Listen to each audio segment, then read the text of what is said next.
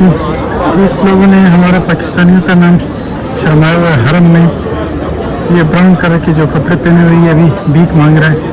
اس کو سمجھ نہیں آ رہی تو اس نے گوگل ٹرانسلیٹ کیا ہوا ہے. دیکھو ابھی وہ اس کو کہہ رہا ہے کہ میرا والیٹ گم گیا ہے اور ہماری فیملی آئی ہیں ایسے ویسے.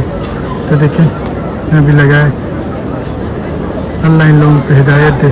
یہ ابھی اس سے پیسہ لے رہا ہے. یہ دیکھیں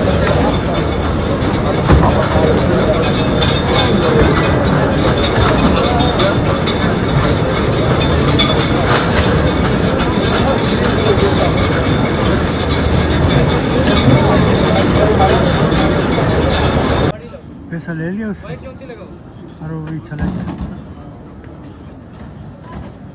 ابھی دوسرا ڈھونڈ رہا ہے.